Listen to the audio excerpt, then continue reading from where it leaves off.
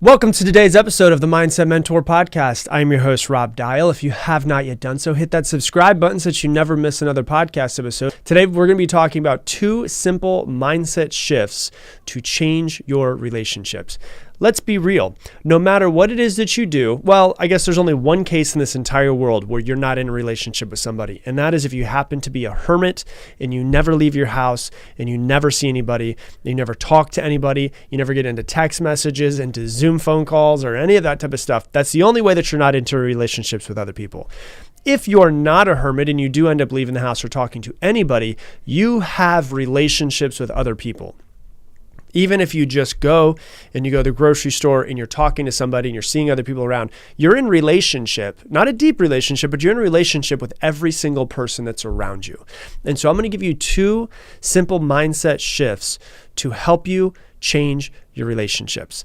The first one, which is a very important one that I think most people don't think about, is that everyone, literally everyone that you see, that you meet is doing their best. Now, this can be hard to kind of really get the concept and to grasp this concept because some people are really freaking difficult, aren't they? Like really difficult. But you have to realize it's very important to realize that this is them doing the best that they can based off of everything that they know, everything that's happened to them, and everything that they've learned in their lives. And what I like to remind myself when I see other people who happen to be quote unquote difficult to deal with is if I was raised in the exact same shoes, went through the exact same circumstances that they have gone through in their entire life. I had the same parents, I had the same bullying, teachers, every circumstance, every single second of my life was exactly the same as theirs. I would be the exact same as them.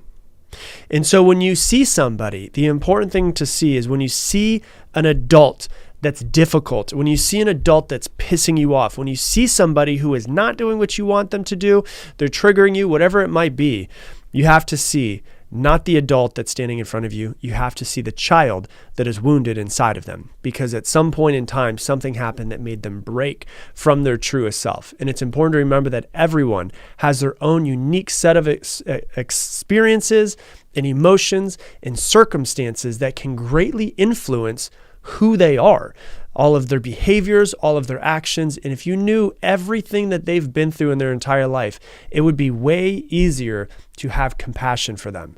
And so the important part of this one, of everyone doing their best, is to remember to have compassion. The problem is that we only see, like the adult man that's an asshole. That's what we see in front of us is that whatever it is, 42-year-old man that's just a complete asshole. And you're seeing that person. What we don't see is like the 6-year-old boy who was verbally and physically assaulted by his father every day, right? And when you can really get that, and you can see, okay, that guy's he's 41-year-old man. He's an asshole.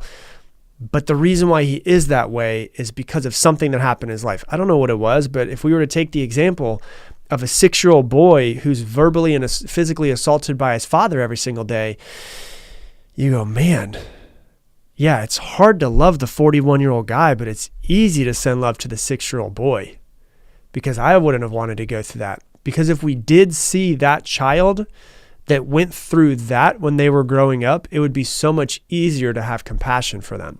And there's many factors in someone's life that impacts who they are. And you guys have to realize, I think you understand, a lot has happened the past few years. Mental health issues are skyrocketing. They're about 3 times more than they were 3 to 4 years ago. And so someone that you see may be struggling with a mental health issue. They might have depression. They might have high anxiety. They might have, social problems. And all of those things can greatly affect their behavior and their ability to make actual good decisions. And so they also may be dealing with a lot of personal problems. Like you see somebody who is just presenting themselves to you as they are, but you don't know what's actually going on in that person's life. And it reminds me of the phrase of everyone that you meet is fighting a battle that you know nothing about. And so, there's a lot of personal problems that people can have nowadays. There's, financial difficulties. There's relationship issues they could have. And there's all of these different issues that they could have. They could have a child that's in the hospital, and they could have a, relationship that divorce they're starting to go through, or, their wife might have just cheated on them, or their husband might have cheated. You don't ever know what's actually going on. And all of these things can cause somebody to act in ways that they would not normally act. And so we can look at somebody and immediately be like, yeah, that person sucks. That's the easy thing to do. The harder thing to do is to take a step back and be like, okay, how can I have compassion for this person? What is it that I'm not seeing? What could possibly be happening behind the scenes that I might not know about that might make somebody come and present themselves the way that they're presenting themselves in public right now? And, additionally to all of this stuff, people are influeed by a lot of other things, by cultural, societal, historical factors. There's people that have, there's traumas that people have, there's discriminations that they've gone through, there's bullying that they've gone through. And it's important to try to figure out, instead of judging people, instead of getting pissed off at people, all of this is to figure out a way for us to have compassion for everyone, as we never really truly know what someone's going through. Instead of immediately judging somebody and immediately condemning somebody for their actions, we should try to understand and acknowledge that there's a whole lot of factors that may influence that person's behavior. And by doing this, we can also create a more empathetic and understanding society where people feel more valued and people feel more than anything else, supported rather than being judged and rejected. Because if you think about it, if you see somebody who is a quote unquote asshole, usually people who need love the most usually ask for it in the most unloving ways. So let me pause and say that again. People who need love the most usually ask for it in the most unloving ways. And so by trying to figure out to have compassion for somebody who's lashing out at someone or lashing out at you, might be and probably is that compassion is actually the thing that they need the most. And if we can try to figure out a way to have compassion and to love somebody and to support somebody no matter what they might be doing, it allows them to change more easily, because when someone comes and lashes out at us and we respond to them based off of their lashing, it reinforces the way that they think about themselves. And so, if someone's an asshole to you and you're an asshole back to them, well, then they're more likely to be an asshole to the next person. It's just going to happen, right? Because we're basically reinforcing that identity that they have themselves. But if someone's an asshole to you and you have compassion for them immediately, that person kind of lets their guard down a little bit. And then maybe they go into their next interaction not the same way they went to the interaction with you. And so by actually breaking the cycle of the anger or what frustration or whatever it is, however they present themselves, and allowing them to see love, compassion, a different thing than they were expecting, breaks them out of the mindset that they were in and allows them to maybe interact with the next person a little bit differently. And so compassion makes us focus and try to find the good in people when it might not be immediately apparent. Now, I'm going to be honest with you. It's not easy. None of this is easy. But instead of focusing on someone's negative actions, instead we can try to focus on any positive qualities, any good that they might have done. And also finding compassion for someone else in your life makes your life way easier. Because when you try to have compassion for somebody, you don't take anger home with you. So like if you have a boss that's just a complete douchebag, right? And you go and you have a douchebag boss and you come home and you have anger and frustration about your boss and all that stuff, you carry that anger and hatred with you home. And that anger and hatred and, let's just say the anger itself can then be transmuted into your children and your wife and your husband and into your family, into people who don't necessarily need that, or they don't need it at all and they don't deserve it at all. But when you bring that home with you, you're then transmuting it to other people. That doesn't do good for you. That doesn't do good for your children. That doesn't do good for your spouse, any of that. And so when you can try to have compassion for somebody, it allows you to actually free yourself from that anger or that hatred or whatever it is that might be there. It allows you to let it go. It goes back to like the quote, anger is the acid that only burns the vessel, right? Anger is the acid that only burns the vessel basically means that when you're holding on to anger for somebody else, it's not doing anything to anybody else. It's burning you up inside. It's the acid that only burns the vessel. So when we can have compassion for somebody and try to find compassion, we don't bring that anger with us. And we feel a greater sense of happiness and contentment because we can reduce, and more than anything else, it reduces our stress and our anxiety, all of that. And so I get it. Like, listen, I really do get it. It can be really difficult to have compassion for other people. Like some other people, they suck, right? Like the version of them that they present to us sucks sometimes. Like it can be really difficult. But compassion is a practice. It's not something that you're just immediately have. It's a practice. Whenever you feel like you're going to want to lash back out at somebody or you feel an emotional response, to take a step back and to figure out a way to have compassion is actually a practice that we need to work on. And so it's important for you to remember that this is greatly going to affect your life, but also everybody that you come in contact with as well. So, like I said, you don't want to bring that anger home and give it to your children. But if you can have compassion, you can release that anger and you can come home and be the parent that you want to be. So that's the first one. Super, super important is that everyone is doing their best. And what we need to do is to try to have compassion for people. And the second one, to really help you with your relationships, is that no one can change your mood. The second mindset shift in relationships is that nobody can change your mood. I want you to think about this real quick. Think about the last time that somebody really pissed you off. Like, what did they do to piss you off? Like, think about it. The last time you're like, man, like you really felt it. What was it that they did? What was your reaction to it?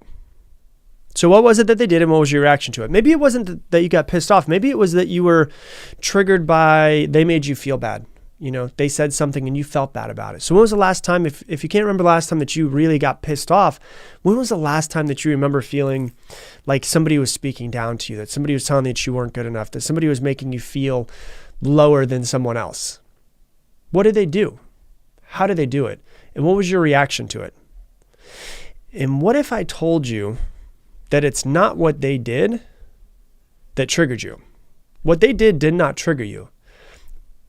It was what you were thinking about what they did that triggered you. It wasn't the actual event that triggered you. It was your internal conversation that you were having with yourself that made you feel triggered. I always say I could care less about what you're doing in your life. What I care more about is the conversation that's happening in your mind. And the reason why is because if I can find the conversation happening in your mind, I can understand every single response that you have to something. So it's not the actual event that makes you triggered. What makes you triggered is the way that you're thinking about the event. It goes back to one of my favorite quotes about life from Eleanor Roosevelt, and it says, "No one can make you feel inferior without your consent. No one can make you angry without your consent. No one can make you sad without your consent. No one can make you feel insecure without your consent. No one can speak down to you, make you feel like you're spoken down to without your consent. You have consented to feeling that way." Now, usually it's not something that you think about. It's just an automatic thought and then feeling that pops up into your body. But you're triggered, not based off of what they did, but you're triggered based off of the way that you're thinking about what they did. And if you can really get this, your life will change. And it makes it really hard, really, really hard for people to offend you, like to make you feel offended. When you're triggered, that trigger is a gift. It is one of the most important things that you could have. So when you're triggered, it is actually showing you where you are not free, where you're stuck in time, in a place, you're stuck somewhere. And that being triggered is actually showing you where you're not free. A trigger is a gift. It's not about what someone else does to you ever. It's about how you react to it. And there's a great quote around this, and it goes back to Viktor Frankl. If you've been listening to this podcast for a while, you've heard me say this many times. Viktor Frankl wrote a book called Man's Search for Meaning. You should definitely read it. It's amazing.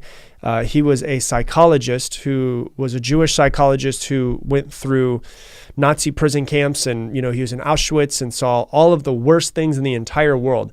And when he got out, he wrote a book as a psychologist about the things that he saw and the things that he encountered and what he noticed about human psychology while he was there.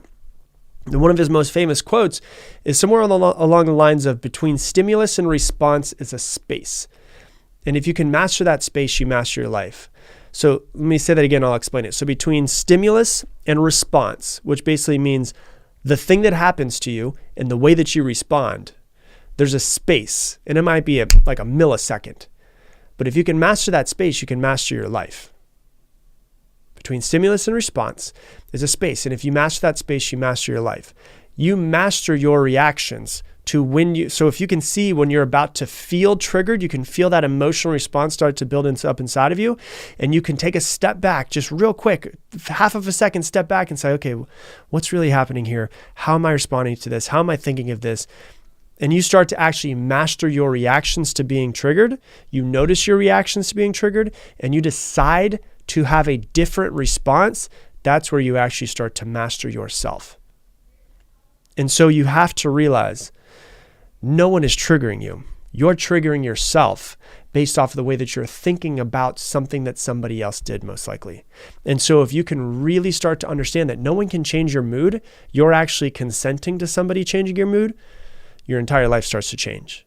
And so those are the two simple mindset shifts to change your relationships. Number one, everyone is doing their best. Try to have more compassion. And number two, nobody can make you feel anything. No one can change your mood. You're the person that's in charge of if you're triggered or not. So that's what I got for you for today's episode. If you love this episode, please share it on your Instagram stories and tag me in it. Rob Dial Jr., ROBDIALJR. Once again, if you want some more of this mindset tips and tricks and all of that stuff, go to YouTube right now and search my name, Rob Dial, ROBDIAL.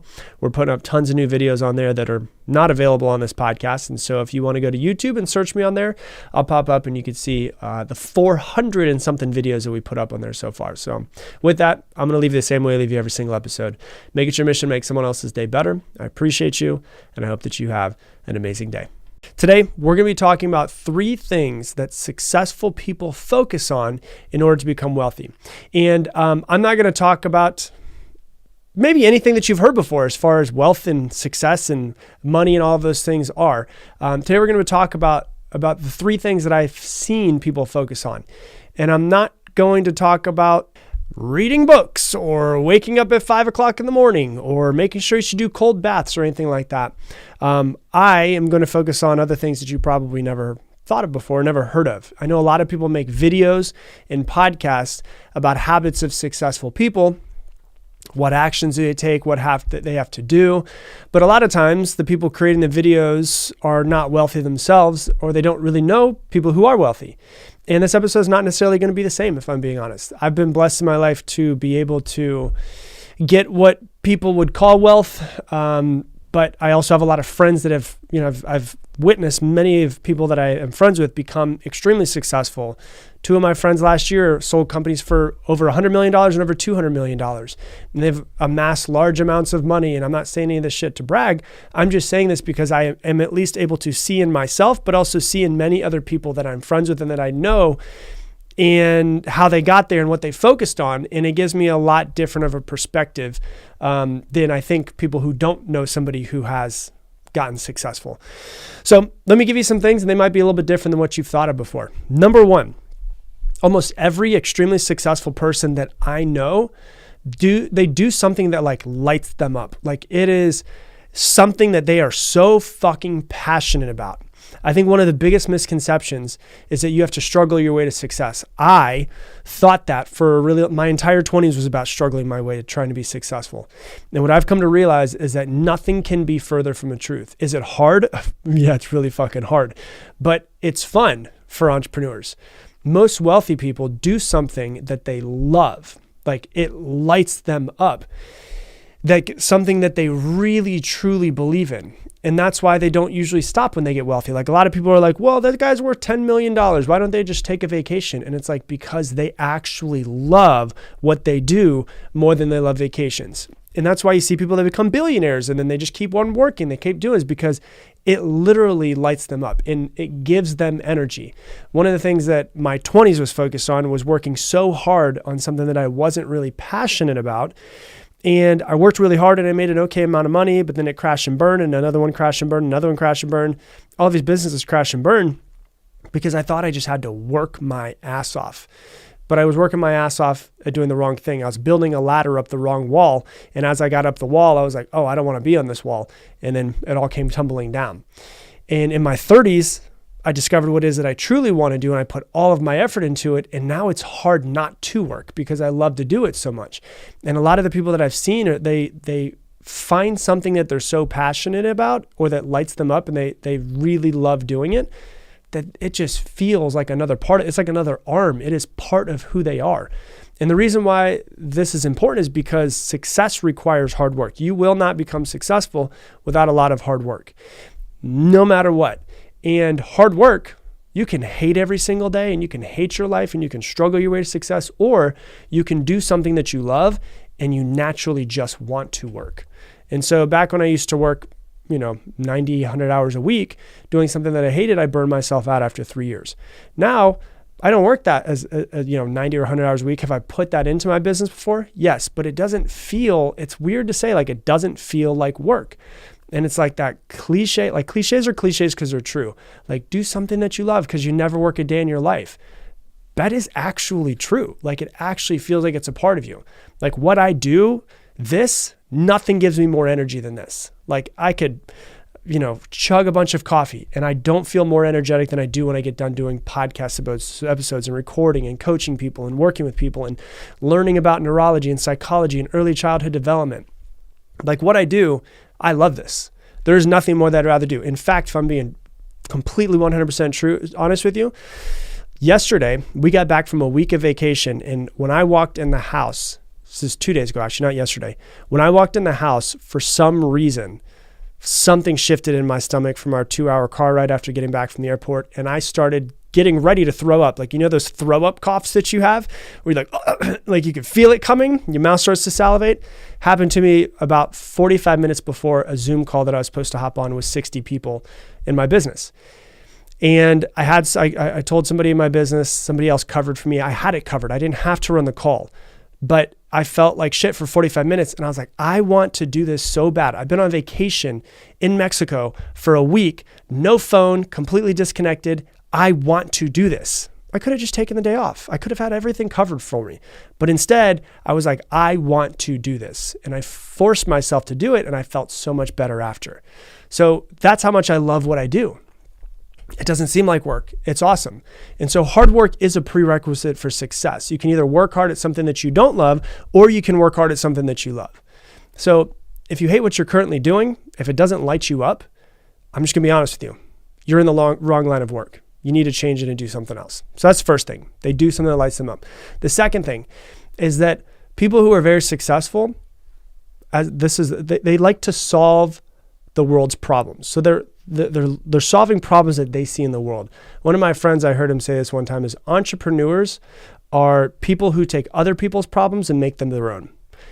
They take other people's problems and they make them their own. Wealthy people are almost always entrepreneurs, and an entrepreneur takes someone else's problems and they make it their problem. A successful entrepreneur is someone who solves other people's problems. They notice a hole in the market. They notice something that is wrong or something that can be improved upon, and they fix it. They make it better. They fill that hole. They notice some sort of need in the world, and they help people with that need. And I'm going to be honest with you, like the news loves to bring people down, like successful people down a lot of time, saying, oh, the money's the root of all evil. They like to screw people over. This person's bad. This person's bad. Are there some bad successful people? Sure. But I know a lot more, like 10 times more, 20 times more successful people that are really good people than the other way around. And so the news likes to bring down successful people a lot of times, but that person is usually trying to help others in some sort of way. They're trying to solve other people's problems. They're trying to invent new things or improve current things to solve more problems. And a lot of times they solve problems that people didn't know that they had. That's the interesting thing about it. Like sometimes they solve problems that the majority of people in the world didn't even know was a problem. Like for instance, if you look at the first person who decided to invent the car, right? They invented the car. That was a problem people didn't know that they had. They thought horses were fine. Before horses, they thought walking was fine. And so there was this, hey, we're walking. We got horses. We're moving. We got carriages. These things are good. And then the car was invented, and they're like, whoa, hold on. We can travel a lot faster. The invention of the car was designed to move people faster. And then what happened? People invented a plane, and that was able to move people even faster. So when people had cars, I wasn't alive back then, but I'm sure they were sitting there going, hey, we're good. We're moving faster than we ever have. And then the plane comes out and they're like, oh, holy crap, we can move so much faster. Oh my gosh, it doesn't take 3 weeks to get across the Atlantic anymore. We can get across the Atlantic in 6 hours. That's amazing. And so they take these problems, they make them their own. And a lot of times people aren't even aware those problems exist in the first place. So if you're looking at this and you're looking out at the world, what is a problem that you want to help people solve? Maybe it's a problem for yourself, or maybe it's a problem that you see in a marketplace, or maybe it's a problem that you see in the world. How can you take that problem and make it your problem? Make it something that you want to solve. Start looking around your day, start looking around your life, and start seeing if maybe there's some problems that really interest you in how you want to solve it. Now, you might find a problem that you're not really interested in. Like maybe you see this problem, but you're not an engineer and you're like, I don't really want to put all of my time into that. Well, that goes against number one, which is finding something that actually truly lights you up. Is there a problem that you can find that you could solve, and that solving of it or the pursuit of solving it actually really lights you up? And that goes to what I like to go through, which is the third one, which is usually people who are successful are trying to do something to help others. They're trying to do something to help other people. And it might not sound true based off of what we hear, that money's the root of all evil. You've got to screw people over in order to make money, and that, you've got to take all of these actions and you got to screw people over. You got to mess them up. And, people who are rich want to fuck everybody else. And in order to become rich, you've got to take from other people. You've got to steal from other people, all of this. And they make the actions to becoming successful demonized a lot of times. And let me just put it this way. Are there people that do bad things for money? Absolutely, 100%. Are there people who have a lot of money that are bad? Absolutely, 100%. But most people are really good people. People who are successful and people who are not successful. I think that everybody is inherently good. When I look at the world, no matter how good or how bad somebody is, I think that at the core, every person is good. Every person wants to be good. And here's why doing something for others is important, is because doing something for money, it gets old. I'm just gonna be honest with you. If you're just following a path and going, I want to start a Amazon business because I've heard that people make millions of dollars in Amazon businesses, and you're just on the pursuit of money, it will get old. If you're doing something because you just want to get yourself to a certain place of making a certain amount of money or getting a certain amount of status or being able to buy a certain amount of shit, whatever it is, if you're doing something for that reason, that also gets old. Doing something for someone else never gets old. Doing something for other people never gets old. And so if you're looking at this, what's something that absolutely lights you up? What is something that you could see as a problem? What's something that you could do for other people? And your energy, you will notice when you start to do things for other people, it is like the universe or God just has all of the energy in the world that it wants to flow through you. It wants to give you more energy. It wants to help you. And you start to notice that you get a lot of momentum on your side. Like I would have never expected that this podcast would become what it is. I would never have expected that I could make any money off this podcast. I never would have expected that everything could have grown the way that it did. But all I did was just follow this internal feeling of this is what it feels like I'm truly meant to do. And I love it. And I feel like I'm helping people and I feel like I'm solving some problems, and I'm just going to follow this path. And so when you start to look at your life and you start to look at success and you start to look at what it is that you want to do in your life, what are some things that light you up? Like, can you get a pen and paper and ask yourself, like, what is something that lights me up? What is something that I feel like gives me a whole lot of energy? What is something that makes me feel like I'm doing something good in this world? Like because almost every single successful person that I know does something that they're really, really interested in, they really love. I have friends that are in real estate and they make a ton of money in real estate, but they love the nuances of real estate. I don't really care like they do, right? They also, at the same time, so first question is, what is something that really lights you up? Number two, what are some problems that you see in the world? What are some things in the world that you wish were different, that you wish were better? What are some problems that other people might have that maybe you can help them with? Because a lot of times it's not always problems with ourselves, but it could be problems with other people as well. What do you see other people going through? How can you help? Like if you see someone who has a maybe they lost a limb and they've got an arm that was built for that limb. The person who built that arm, the limb for them, the mechanical arm that they built for them, the prosthetic, probably didn't have a prosthetic, but they saw, oh my gosh, hold on, these people, I've got this knowledge, I've got this engineering degree, I've got this thing that I could do. I could probably learn to build and create a prosthetic arm to help somebody out, right? And what they did was they saw somebody where they went, man, I think I could help these people out. I'm going to make it my mission to help those people. And they saw a problem and they made it their problem. So that's the second thing is, what are some problems in the world that you would want to solve, and maybe problems with other people that you could help them solve? And number three, what is something that you could just do for other people? Like, what can you invest your time into that is dedicated towards the pursuit of helping other people in some sort of way? If you can find something that you love and that lights you up, if you can find a problem in the world, and if you can also find something that is designed towards helping others, and you find something that meets all three of those criteria, and you put every ounce of energy into that thing, I challenge you to try not to be successful, because eventually you'll get there. So that's what I got for you for today's episode. If you love this episode, please share it on Instagram stories and tag me in it, Rob Dial Jr., ROBDIALJR. We also put a ton of content on Instagram that is not from this podcast specifically. So if you want some extra me, Rob Dial, in your life, go ahead and follow me on Instagram as well, Rob Dial Jr., ROBDIALJR. And I'm going to leave it the same way I leave you every single episode. Make it your mission to make someone else's day better. I appreciate you, and I hope that you have an amazing day.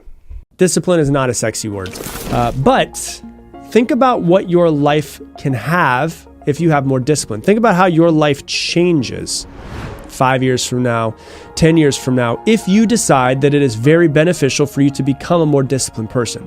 Actually, let me ask you this question. Is your life better or worse in the future if you decide to be more disciplined today? Pretty easy, isn't it? It's better. But we kind of have a bad connotation around discipline, because when we think, when we discipline, your dog does something it's not supposed to, you discipline them. Your child does something, they hit their sister, they get disciplined. So we have this bad connotation around discipline, when really what it comes down to is we need to have more self-discipline. And the more that we can become resilient and have more self-discipline, the more that we can actually do more amazing things in our life. And so when you look at it, like, what is discipline in the first place? Well, it's pretty easy. It means that you take action because you said you're going to take action no matter what, even when you don't feel like taking action. It's taking action regardless of how you feel. It's this resistance to, I don't want to do this, and then leaning into the resistance, doing it regardless of how you feel. Because you never need discipline to do the easy things. You need discipline to do the challenging things that will change your life, right? Like, you don't need discipline to eat. I definitely don't need discipline in order to eat a pizza. I don't need discipline in order to eat a donut, but I do need discipline. I do need discipline to not eat them. And I also need discipline to go and get myself into the gym. Which one's better for me, right? It's following the mind and what the mind wants to do versus what the body wants to do. Because the body, we tend to be kind of lazy. We want to lay around and we want to not do as many things. We want to get some food in us. We don't really care what it is, and as long as it tastes good. And so the mind knows what you need to do. There's just some sort of disconnection somewhere. And so let's go through the 7 different ways that you can get better with discipline. Number 1 is to focus on the opportunity and not the obligation. You're not going to love everything. Like, I love recording this podcast. I love sending it out to the world. I love what it does in the world. But I don't like planning the podcast. Like, I'm not really like the type of person who likes to sit down in front of a computer, do research, do planning. But in order to create these, it takes at least an hour to plan and to put the flow of a podcast together, to do the research that I need to. So I love creating the podcast, sitting here, recording it. I love putting it out to the world. I love the reaction the world gets. And I love that people come up to me and say that it's changed their lives in many ways. But I don't love every single aspect of it, right? I don't love the planning. And so the obligation that's in front of me is I do have to sit down and I do have to plan this podcast, and I do have to do a shitload of research in order for me to make something that I want to put out to the world. That's the obligation. The opportunity is it can help change people's lives. And like, I love when I'm out on the street. Like, it was funny, I was over in Florence, and somebody recognized me inside of it. The guy and his wife recognized me inside of a leather shop, and they came up to me and started talking to me. And then about 20 minutes later, we're walking on Ponte Vecchio in Florence, and this girl came up to me and said something and like how it's changed her life and how it's helped her. And so like, I love when people come up to me and actually say something. So if you see me Don't be shy. Come up and say something to me. I love when that happens, and I love what that does to the world. That's me. If I focus on that, it's a lot easier to do what needs to be done versus focusing on the obligation, which is the little teeny tiny things that I need to do in order to make this thing happen, which, there's resistance towards, but I have to make myself do them anyways. So when you start to think about that, where are you not taking action where you should be? Like, what opportunity should you actually be focusing on? What is the opportunity of you taking the action? So it's like the obligation might be going into the gym, and you might not be super stoked about it, but the opportunity is, losing weight, having more energy, feeling better about yourself, being healthier later on in life. There's much more opportunity. Focus on the opportunity. You still have to do the obligation, but focus on the opportunity versus what's right in front of you. So that's the first thing. Second thing, do the small things really well. I'm a really big believer in mastering the small things. When you look at athletes, they master the fundamentals. Very rarely do you see an athlete practicing before, like, say, basketball game, right? Before a basketball game, trying some crazy shots or crazy moves they've never done before. What are they doing? They're practicing the fundamentals, right? Success is doing the small things that matter day in, day out. Just doing them every single day. Success is really kind of simple. It's doing the small things every single day. So when you think about that, like, what are the small things that are required for you to get what you want in life? And how can you make sure that you do them every single day? What are the small things that you need to master every single day? Do that. And if you can master the small things, it makes it very easy to do the big things. So that's number 2. Number 3 is to design your environment to make taking action easier. The action that you want to easier. Design your environment, right? Like, for me, my body loves sugar. If I have sugar in my body, if I have a glazed donut, my brain and body turn into a crackhead. Like, I just want more of it, and I want as much as I can until I hate myself, right? So it's like, instead of having candy everywhere in my house, I'd have designed my environment. Well, if you walk into my house, there is no candy anywhere in the house. There is fruit out, and so I can have some fruit because fruit is way better for you than candy is. And so I have designed my environment. I don't buy any candy, and I've designed my environment to help being disciplined in what I want to do and how I want to create my body and how I want to create my future, how I can make it easier for me to do so, right? So how can you design your environment to make success easier? Like, one of the things I've found about people with willpower, and what I say is that people who have willpower are not the people who are born with willpower. The people who have willpower are the ones who have designed their environment to make willpower easier. So it's like, for me, if I want to stay in good shape and I don't want to have sugar because I know that sugar is really bad for you, it's also, one of the main causes to cancer. If I don't want that, then I'm just going to I'm going to make my willpower easier by not even having candy around. So how can you use this? Where do you waste too much time on the couch? Take all your couch cushions and throw them inside the closet until you're able to get on the couch. Nobody's going to sit. You're not going to lay on a couch without couch cushions. It's uncomfortable. Do you waste too much time on social media? Put your phone in another room and don't allow yourself to use it for an hour until you're done with, XYZ at work. Want to wake up and go for a run? Put your running shoes, your running socks, your running underwear, your running pants, all of the stuff that you need to right next to the sink. So when you get done brushing your teeth, you can immediately put your clothes on. Hell, if you want to make it even easier, just wear it to bed. Wear your shorts, your underwear, your t-shirt to bed so that all you have to do is put your socks and shoes on and you just immediately go for a run, right? Design your environment to support you taking the action that you need to create the life that you want to. And so what do you need to do in your environment? What do you need to change in your environment to make taking action easier on yourself? Okay, that's number 3. Number 4, move your body. You've been listening to this podcast for a while. I almost never feel like working out. I'm not the biggest fan of it. Doing it, I usually am not a fan while I'm doing it, but I like what it does for me. And I like the way I feel after. I like that I feel like I've accomplished something, and I like that what my body looks like from doing it as well. But after working out, I can usually make myself go a little bit more. So I don't really feel like it in the beginning, but as I start to move my body, I actually want to do more reps. I want to do more sets, and I feel amazing after it. So what happened? I forced my body to create action. And in that action, chemicals changed in my body and my brain, which give me more drive to keep going. And action creates more action. Inaction creates more inaction. And so I know that if I don't feel like doing something, a lot of times I just need to get my physical meat suit moving. And when I get my physical meat suit moving, I get my heart rate up, I do some push-ups, do some jumping jacks, and I just say, I'm going to do this no matter what. Usually my body starts to catch up and says, okay, yeah, I'm feeling a little bit better. It's a lot easier to take action after doing push-ups and jumping jacks than it is to take action immediately from the couch. And so just get yourself from the couch to push-ups, just that little thing, and it'll help you. So when you think about that, what in your environment do you need to change in order to make taking action easier on yourself? What is a 5-minute movement that you can do in order to get your energy flowing? Go onto YouTube. 100%. Like if you just want some help, sometimes it's easier just to follow somebody else doing it. If you're like, I'm not feeling it today, go into YouTube and just search 5-minute intense body weight workout and do it. It only takes 5 minutes. Do it, and I guarantee you feel much better and much more motivated after that. Okay, so that's number 4. Number 5 is to count down and go.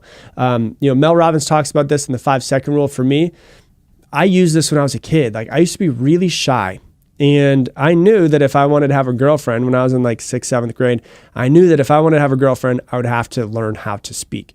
And so I would get really shy when I was about to speak in front of people. And so I actually forced myself to know what my first sentence would be. This is literally what I did in middle school. And I would go 3, 2, 1, and I would say the first word. Because after you say the first word, you got to commit. And so can you just count down? Can you do it? Like I still do it. If I have to have a tough conversation with an employee or with somebody, I'll do the exact same thing and I'll force myself 3, 2, 1, get out the first word.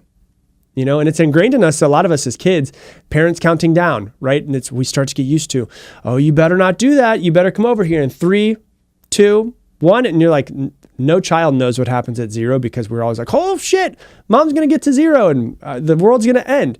Right? And so we're used to this from children, kind of programmed into us, but it also doesn't really allow you to kind of sit around and think because we do so much thinking. It's just count down and go. And so an example of how you can use count down and go, let's say that I am on the couch and I'm just being a lazy POS today. And I'm like, man, I've got to do something. I've got to go out and I've got to build a piece of furniture for outside. And it's the weekend and I'm just sitting around on my phone, but I was like, man, I was supposed to go out and actually build this thing. I'm sitting around on my phone, I'm doing nothing. And I know by using this step, number 5, and also step number 4, let me put those two together. Okay, I'm going to get up and I'm going to do some push-ups. I'm going to do some jumping. I'm going to do 100 jumping jacks. Okay? Man, I don't really want to do 100 jumping jacks. 3, 2, 1, get up, move. Just do 100 jumping jacks and then see how it feels after. And so how can you incorporate the countdown, then action into your life to make sure that you start taking more action? So that's number 5. Number 6 is to ask yourself, how can I make this easier? Because life, success, happiness, joy, fulfillment, all of those things are not really difficult. We make it difficult on ourselves, right? We try to make it really difficult. For some reason, we think that in order to get what we want in life, we have to struggle. We have to struggle our way to success, struggle our way to happiness, struggle our way to joy, all of that. Who said that you have to struggle? Like who told you that struggling was just a prerequisite for the life that you want? And so you start to ask yourself, how can you make this easier? And I used to use this all the time when I did one-on-one coaching with clients, is I would, at the end of our sessions, we would always have their goals for the next week and their assignments. And we'd always have their assignments and we'd go through, okay, this is assignment number 1, number 2. And then I would ask them before we get off the call, looking at your assignments, how can you make these easier on yourself? Oh, I can make it easier because I know I normally fail this way. So I'm going to make sure I don't allow myself to do this thing. You'd be really surprised by just asking yourself the simple question, how can I make this easier on myself? Will allow you to start to remove roadblocks that you normally put in front of yourself that make the path to success or achievement of whatever it is you're trying to create much, much easier. And so you just ask yourself a simple question. How can I make this easier on myself? Okay. And then number 7, get an accountability partner. You've heard me say this before, but I really, really, truly believe in accountability partners. I really believe that when we stop doing things by ourselves only, like, I've been an entrepreneur for a really long time now. And there's many years where I've done it all by myself, all alone, and that can be really tiring. And, if you could find an accountability partner, somebody that can drive you to help you be better. How often can you talk to them? How often can you start to see how you can help them and they can help you? Where are you not taking action where you should be? What opportunities should you be focusing on they can help you with? What are the small things that you need to do every single day? And you start to actually figure these things out and you say, how can I bring an accountability partner to help me with all of this? And I've said this many times, like for years, I thought an accountability partner was somebody who would do it with you. They would be as excited as you. They would be able to, oh, you want to lose some weight? We'll go to the gym together. Oh, you want to do this? Okay, we'll do this together. Oh, you want to make 100 phone calls a day? Oh, me too. We can do this together. Like, it's great if you can find that person. Like, that'd be really good if you could find that person. But sometimes you don't have that person. And so you think to yourself, well, I'm screwed. I don't have anybody that's as motivated as me. I don't have anybody that's as driven as me. A lot of times I'll get emails from people or messages on Instagram, and they're like, Rob, I live in a remote place that's in the middle of Wisconsin, and I'm this weird person in my family's eyes, my friends' eyes, where I'm motivated. I want something better, and nobody's as motivated as me. What do I do? How do I find an accountability partner? I'm like, they don't have to be as motivated as you. They just have to be annoying. If you could find your most annoying friend and say, hey, listen, I need to do X, Y, Z. If I don't do X, Y, Z, I'm going to give you $100. That annoying friend is going to annoy you to figure out if you did X, Y, Z. And you're not going to want to give them the $100, but they're really going to want that $100. That creates a really good dynamic. So for instance, if you're like, I want to work out 4 times a week. Every time that I don't send you a selfie from the gym, I have to pay you $100. That friend, even if they've never worked out a day in their life, but they're just really annoying, is going to be checking on you almost every single day, which is what you need. You need just a little bit of extra eyes to motivate you so you can't just kind of hide, right? Because that's what we do sometimes. We set a goal. We don't do what we want to do. We hide. Nobody ever knows. Just by letting other people know, even if they're not, you could tell everyone that you know your goals. It just drives you a little bit better. Drives you to be a little bit better, a little bit, to be a little bit better, but also show up more for yourself and show up for everybody else as well. And so that's what I would recommend. Get an accountability partner in some sort of way. If they do it with you, awesome. If they don't do anything with you, but they're just annoying, even better sometimes. And so start to think about that. Like, where are you not taking action where you should be? What opportunities should you be focusing on? What are the small things that you need to master every day? What environment do you need to create in order to make taking action easier? What's a 5-minute movement that you can get your energy flowing? How can you incorporate the countdown action? How can I make all of this stuff easier on yourself? And then how can you find an accountability partner, and how often will you talk? Answer those questions and it will make discipline much, much easier. Hey, thanks so much for watching this video. Based off of what you watch, YouTube thinks that you should be clicking this video and watching this one next. And if you want to subscribe so you don't miss any more videos, click that button right there. Little teeny tiny things like that are patterns that are built into us from childhood. And we can stay with the bad ones if we want, or we can grow up as adults and say, I'm going to now make my own patterns. I'm going to get rid of the patterns that I no longer want, and I'm going to repattern. Today, I'm going to be giving you a very simple 3-step process so that you can start to reprogram and repattern your mind. And I want you to understand this first. Whenever you have a thought, I always say that you can't control your first thought, but you can always control your second thought. And the reason why is because our first thought is the thought that comes from some sort of pattern or conditioning. And so something happens to you, you have an immediate thought that pops into your head. That is the first thought that is part of your conditioning. Something happens to you, a thought pops into your head. That is part of your conditioning. And so if you have a thought that comes in, whether that's a negative thought about somebody else, whether that's a negative thought about yourself, whether that's a negative thought about your life, whatever it is, victim mentality, you notice the thought, and then you say, is that the thought that I want to stay with, or do I want to change it? And I want you to understand this. We are all just a set of patterns. We as humans are just a set of patterns, aka programs. And all of our patterns, almost all of our patterns, develop in our childhood. And some of them are good, and it's great to have those. And then some of them are bad, and some of them hold us back. And some of them are negative, and some of them are judgmental, and some of them are selfish. And so we have to become aware of the thoughts that we have. And it's great to have a child now, because I've been saying this type of stuff for years, but now I can look at my son. I remember not long ago, I was looking at him, and my wife was talking to him, and he was staring at me, and I took my hand and I was looking at him, and he was looking at me, and I pointed to the left where my wife was, and I was trying to point to my wife, and he was just looking at me, wasn't looking over to my left to see my wife. because he didn't even have, he came with all of the hardware, but the software hasn't been installed. The program of when I do this with my hand and I point to the left, that means turn your head and look left, has not been installed. And so when you look at that, you can see even little teeny tiny things like that are programs. Little teeny tiny things like that are patterns that are built into us from childhood. And we can look at the patterns that we have, the good ones and the bad ones, and we can stay with the bad ones if we want, that come from our childhood, that come from our past, that come from when we were unconsciously just downloading everything that we possibly could. Or we can grow up as adults and say, I'm going to now make my own patterns. I'm going to get rid of the patterns that I no longer want, and I'm going to repattern.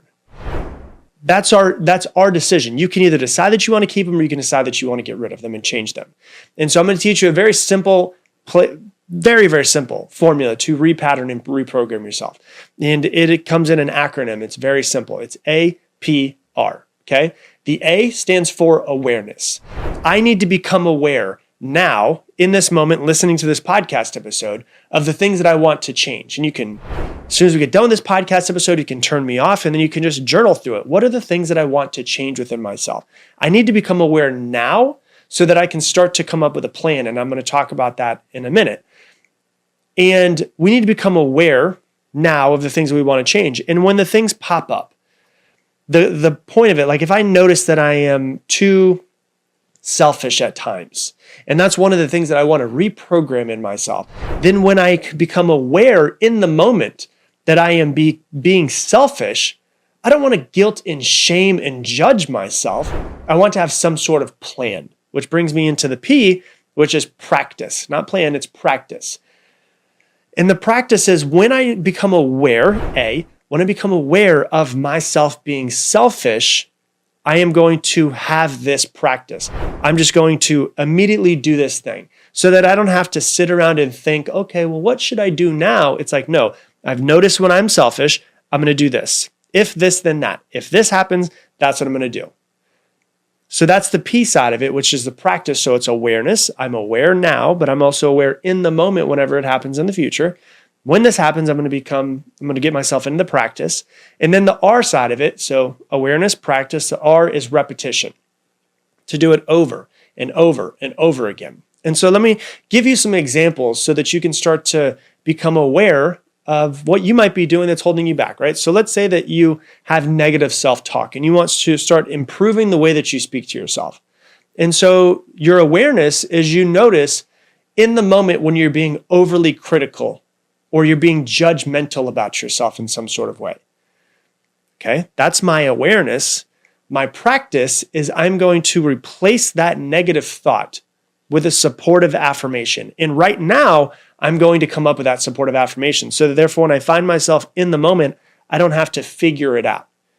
And so maybe what I do, instead of being critical and judgmental, right now in this moment, whenever I become critical and judgmental of myself in the future, which I know I will do, I'm going to take a step back. And my practice is I'm going to say, I'm doing my best and I love myself, which might sound corny, but really what it does is it takes me out of my old pattern and starts to create another pattern, which is hey, I'm going to give myself a little bit of grace here. Instead of being so critical and so judgmental in the moment, when I notice myself being critical and judgmental, I'm doing my best and I love myself and I'm doing everything that I can.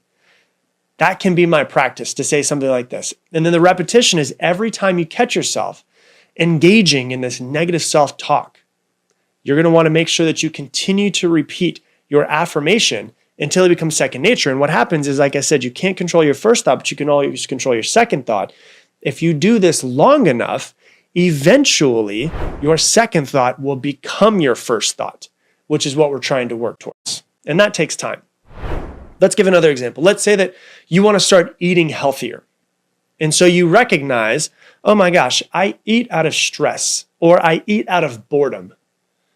And so that's my awareness. Next time I find myself, I'm just randomly eating something in the kitchen. I read a statistic not long ago. It said up to 80% of eating is just out of boredom and habit.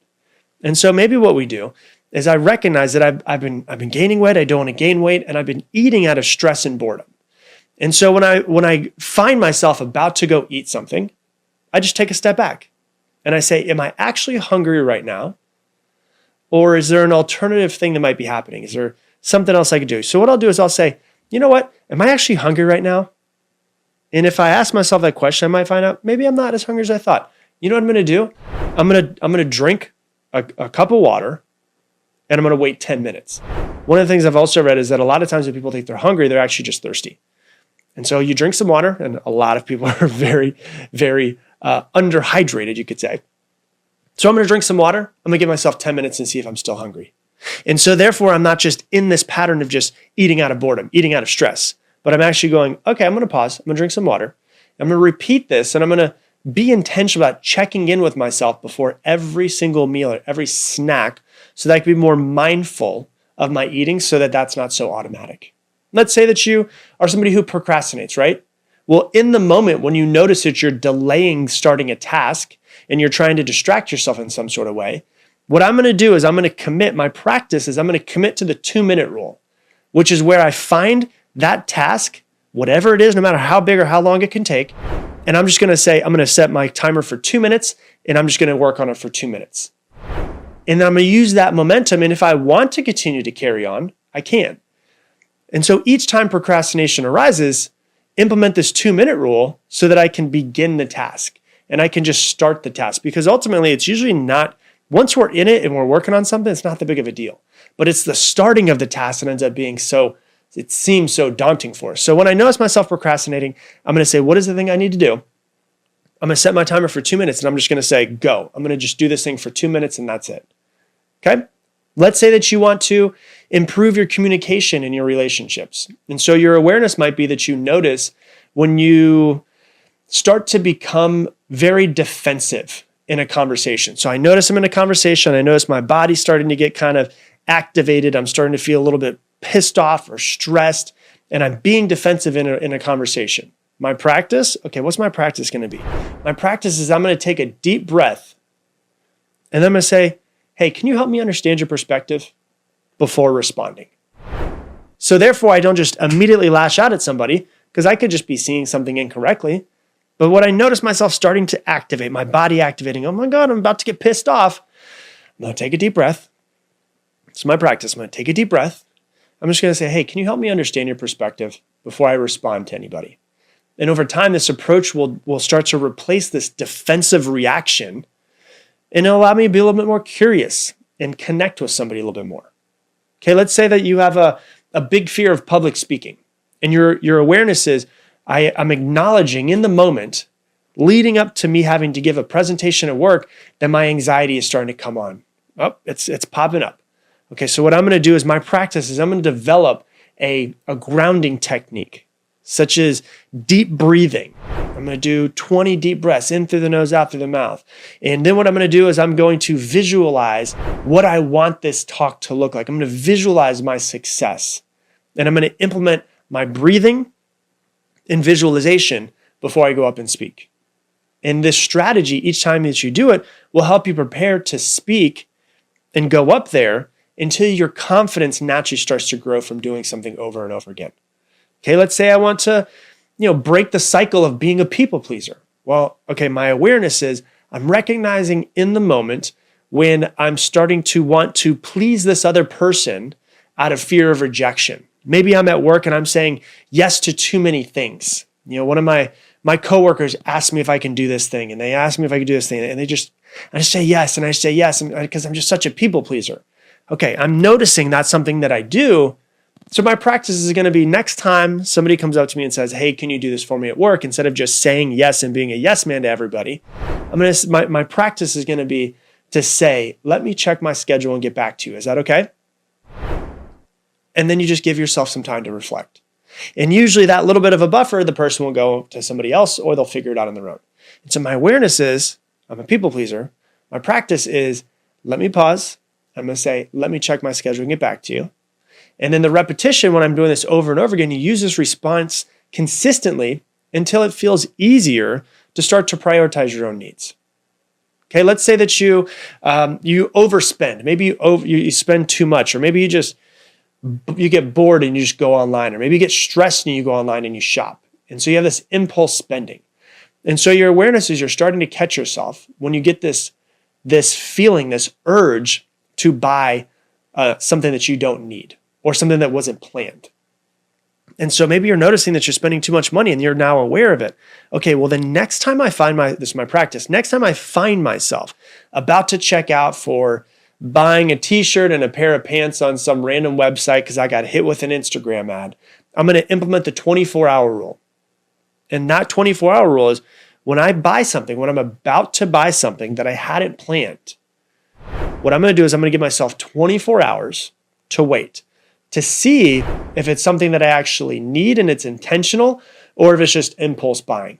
And that 24-hour rule is now going to give me a little bit of a gap, so therefore I'm not just impulse buying things.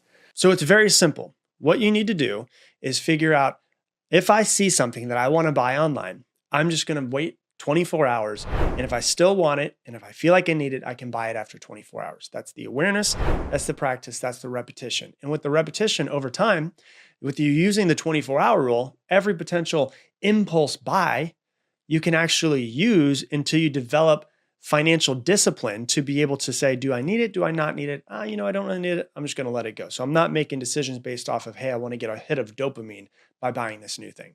And then the last example I'll give you, and hopefully these are helping you and hitting home in some sort of way.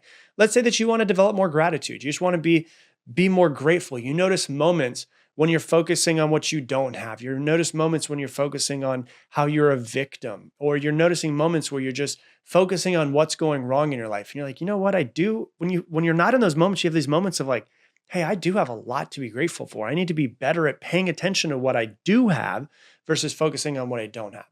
And so you have that awareness. Well, then the practice, when you find yourself being down on yourself or thinking about what you don't have or what's going wrong or what you lack, the practice can be, when I find myself in that moment, I'm going to take myself out of it. I'm going to find a pen and paper. Like really, instead of just thinking of this, find a pen and paper. It gives yourself some time to really have to get yourself out of your pattern and write down 3 things that you're grateful for in that moment.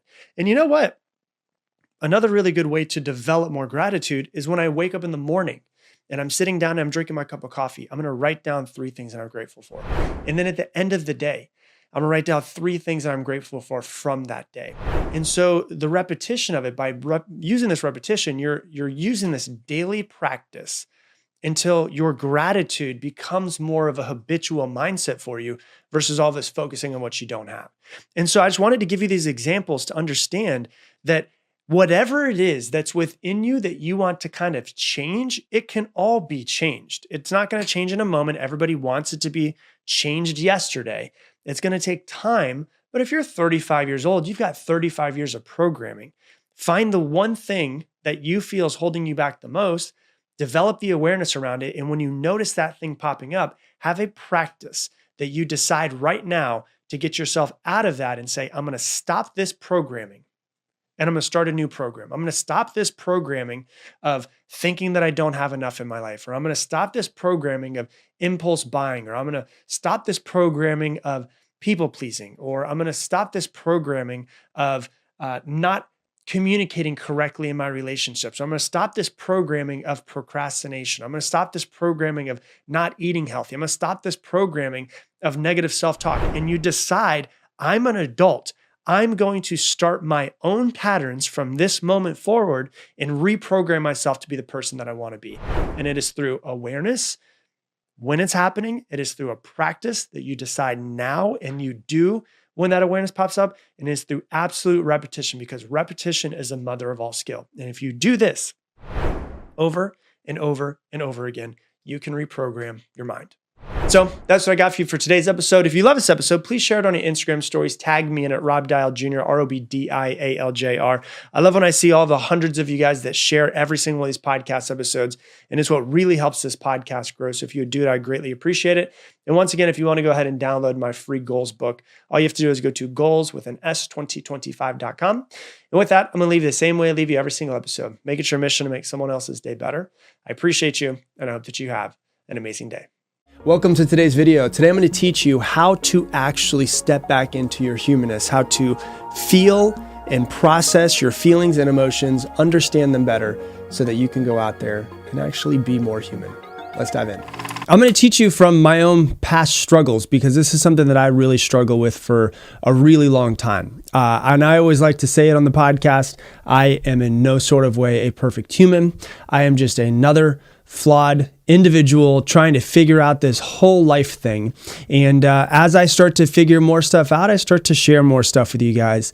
I always like to use myself as the guinea pig. And one thing that I learned is that I had picked up a defense mechanism early in my childhood, my teen years, and it kind of carried with me for a little while. And one thing that I notice in other people, because of the fact that it's like, oh, I can see this in myself, I know how to work through it, then I start to see it in other people, is that one thing that I notice in this defense mechanism that we all kind of build in ourselves is that we tend to block out a lot of feelings and a lot of emotions. And for me, I blocked out a lot of my feelings and a lot of emotions for years and years and years.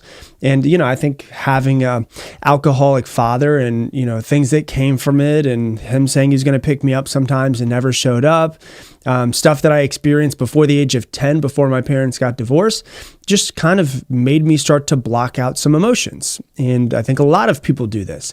Then there was him passing away at 15 years old. And like 4 days later, I went back to school and I told nobody. I think I just learned, not purposefully, it wasn't something I did consciously in any sort of way. I just learned not to allow myself to feel my feelings, and then just to have things happen in my life, and then just to go on about my day, pushing them all away. And to the point where actually, at one point in time, there was one day where I actually wondered, I was like, do I just not have any feelings towards anything at all? Like I had pushed them away for so long that I was just kind of numb to feelings. I was kind of numb to everything. And I had to go on this path of like rediscovering my humanness. And so I think a lot of people do this. I think this is something that we all kind of naturally do. A lot of times, you can have something really bad happen to you, like somebody that you really love dies. And it hurts so much that what you would rather do is be busy instead of actually feel it. Like we've all heard someone do this before. We have done this before, right? Someone is going through a lot of pain. They're going through a lot of grief. And instead of actually feeling it and processing it and letting go of it and releasing it, they say something like, well, I just need to keep myself busy right now. AKA, I don't want to let myself feel the pain. We all know someone who's done this before or have personally done this, right? I just gotta keep busy right now. Which basically means I need to stay busy so that I don't feel my pain. I don't process my emotions. But if you don't feel it, if you don't process it, it stays with you. And I realize that some of the most emotional people in the world actually do this because their emotions can be so strong. I had someone that was in a coaching group of mine about 3 or 4 years ago. And she was like, you know what? Like, I just don't feel as deeply as others. I don't understand when people feel deeply about this. And by that time, I had been coaching her for about 6 months or something like that. And I said, no, that's bullshit.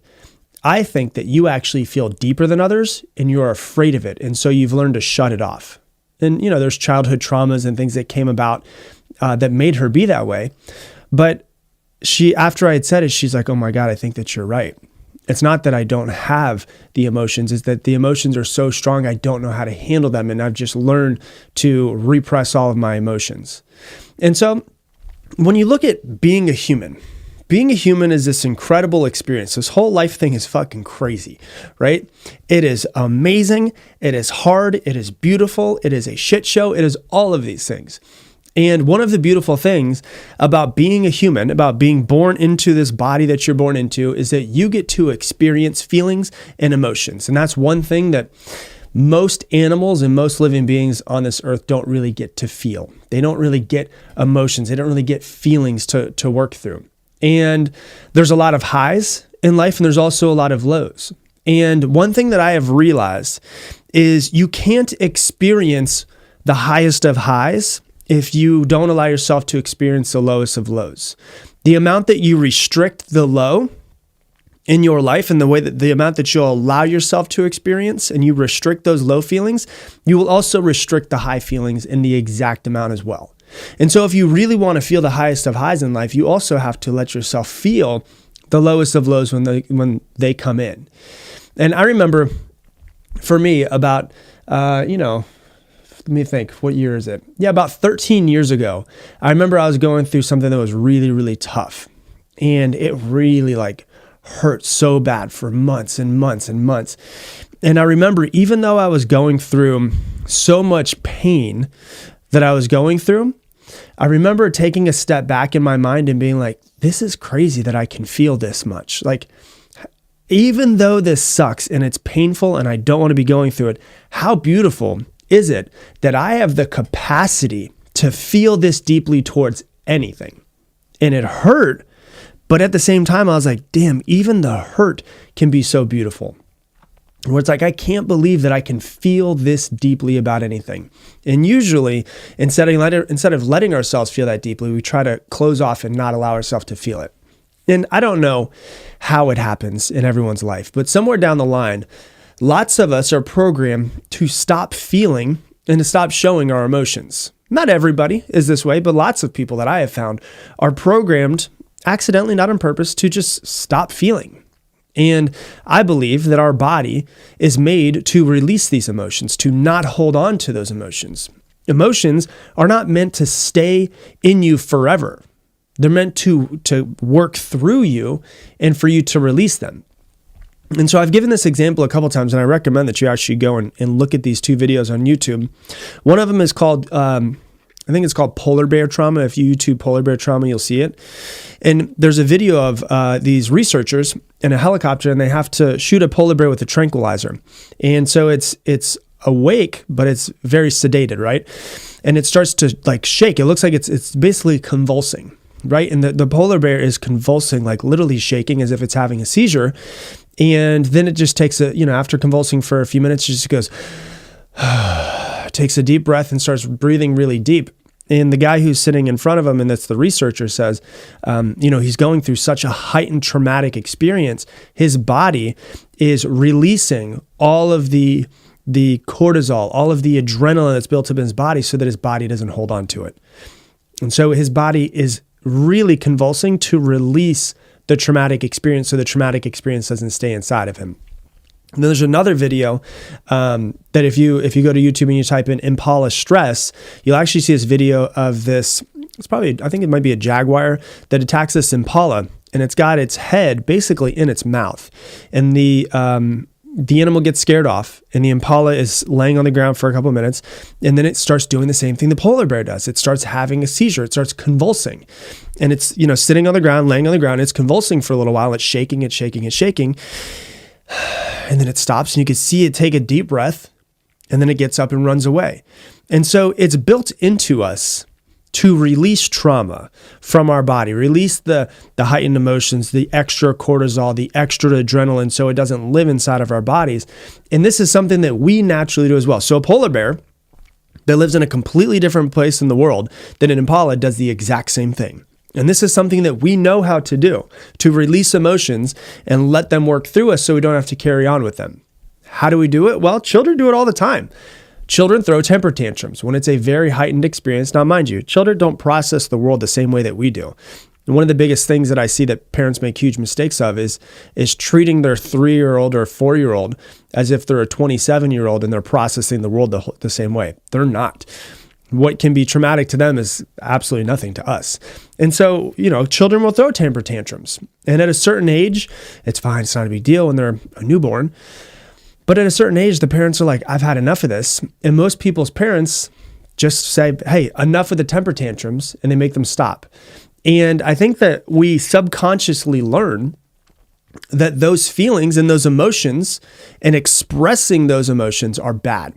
And so we learn, okay, I feel this feeling of I need to let go of this emotion, but I don't, I'm just going to hold on to it. And we kind of learn that, not blaming anybody. Children do what they do. Parents do what they do. But I just want you to become aware of maybe your children, if they're throwing a temper tantrum, now obviously they might be trying to get what they want, but maybe there's also emotions running through them that they're trying to get rid of. And so the important thing to really think about is that most of us have been taught to repress and depress our emotions instead of express them, right? So when we depress them And when we repress them, instead of express them, it can lead to depression. There's just so much emotion that's inside of our body. We don't know what to do with it. We don't know how to release it.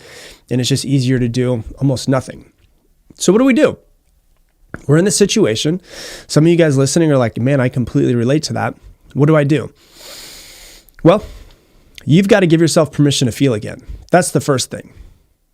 Give yourself permission to feel, to have emotions, and to be a human and realize there's nothing wrong with it. Coming from somebody, me, who cut off his feelings for a very long time, I'm giving you full permission to feel again.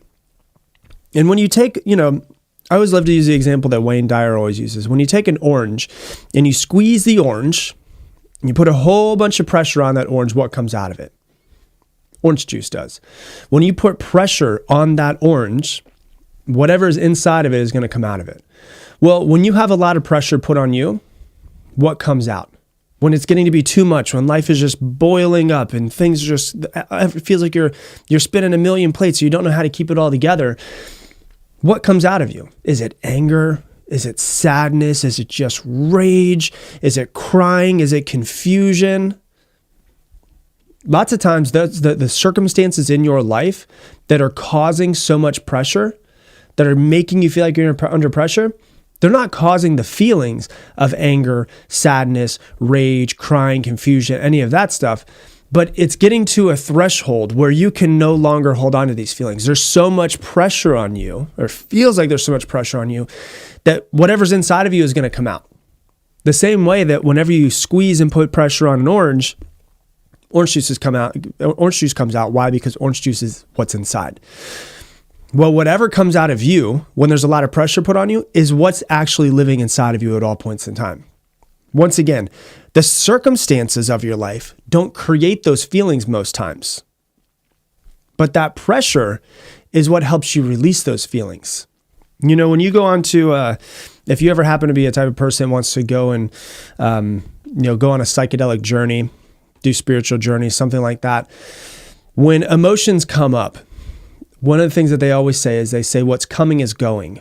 So what is coming up in those journeys is actually what your body's trying to get rid of. What's coming is going. It's trying to release all of that stuck energy that you have inside of you. So we all really need to make space for our humanness again. We need to make some space to be human. Allow yourself to feel. Allow yourself to be again. So how do you do that? Well, I'm going to give you a couple different tips. Number one, I'm just going to give you a huge tip. And this is coming from someone who's very busy, has the podcast that he runs, has a whole other side business with 30 employees. Stop being so fucking busy. Stop being so busy. A lot of times people are keeping themselves so busy and so distracted so they don't have to feel anything. And so they will be working all the time. They'll be busy with their children. They'll be on their phone all the time. They'll be distracted. They'll be watching TV. Give yourself some space. Give yourself some silence. Give yourself an opening for you to finally get back to feeling again. Don't be so busy. That's the first thing. The second thing is allow yourself every once in a while to throw an adult temper tantrum. Now, don't do it around anybody else, but I'm just going to give you permission to do this, okay? We all need to get better at expressing versus repressing our emotions and repressing them and not allowing them to come out. Now, I'm not saying that you need to take this and direct it at somebody else, but allow yourself to express all of the emotions in the moment or as close to the moment as possible so it doesn't stay with you. Because if it stays with you, it will eventually come out and it'll usually come out at the wrong time. So the problem is a lot of times it comes out, your emotions and your things that you've been repressed for so long come out on the people that you don't want it to. So, you might get a little bit stressed, things are going off at work, and then what happens, you blow up on your children when you get home. But that anger is probably misplaced from something that happened to you years ago, a breakup that you didn't heal from, something that your parents did when you were 12 that you never fully expressed. And your children are basically just collateral damage for your feelings that you never let yourself feel. Think about that for a second. A lot of times your children, your spouse, the people that you're closest to that you love the most become collateral damage for the feelings that you've been depressing in your body, in your life for so long, and you never let yourself feel. It's not their fault. So what do we do? What do we need to do? We need to be able to have an adult temper tantrum every once in a while. Everyone's out of the house and you've just had a stressful day. Children aren't there, wife isn't there, and you just really need to get something out of you. Whatever it is you need to do to have an adult temper tantrum, to work out as tough as you possibly can, to scream as loud as you possibly can into a pillow, to punch your bed, to beat a pillow against the bed, to go to a kickboxing class, to run until you start to cry because it's so, I don't know what it is, but whatever it is for you, figure out what feels the most authentic for you to be able to get that out. Whatever it is that feels best for you in that moment, do it, right? Just make sure you get it out of you. Make sure, first off, that you're safe, and second off, that no one else is around you that can make them feel unsafe. And then whatever it was, it won't come out at the wrong moment, at the wrong people. And you could say, you know what, I'm not going to hold on to this anymore. I'm not going to hold on to this anger that I have towards this person, towards my father from when I was 9 years old. I'm going to allow myself to feel it and express it. It might be screaming, it might be crying, it might be screaming and crying. I don't know what it is, but you have to allow yourself to get back to feeling your feelings and feeling your humanness. And one of the things that you'll start to notice is as you allow yourself start to release a lot of these things, if you think you're the type of person that has a short temper, you don't have a short temper. You'll notice years down the road when you start expressing all this stuff, that you don't really have much of a temper. The short temper was just a buildup of all of these emotions that you never let yourself feel. All this anger from your childhood and your teenage years and being bullied that you never let yourself feel. You didn't have a short temper. You just didn't process your emotions correctly. You're not a sad person. It's just maybe you didn't process that sadness when you were younger. And so allow yourself just to kind of reconnect. Give yourself permission to be a human again. Because I promise you, you can feel at a much deeper capacity than you know. And as you start to get better at expressing your emotions, you'd also start to understand your emotions a whole lot more. And that is for a whole other episode. So that's what I got for you for today's episode. If you love this episode, please do me a massive favor. There's a lot of people in this world right now that are going through the exact same thing and need to hear this. If you could share it on your Instagram stories and tag me in it, Rob Dial Jr., ROBDIALJR, I would appreciate it. The only way this podcast grows is from you guys sharing it and from grassroots. And so I want to continue to help more and more people. And the way that we do that, obviously, is from more people finding out about it, from you sharing it. So if you'd like to share it, I would greatly, greatly appreciate it. I just had a friend text me this morning who lives in Rome, Italy. And he's in a group text with his volleyball group, and a lady that's in his volleyball group shared one of my podcast episodes inside of their WhatsApp, and he sent me a screenshot, and he's like, this is awesome. So like, she loved the episode. She sent it to 18 of her friends that she plays volleyball with. So whatever it might be for you for sharing it, I would greatly appreciate it. And with that, I'm going to leave you the same way I leave you every episode. Make it your mission to make someone else's day better. I appreciate you, and I hope that you have an amazing day.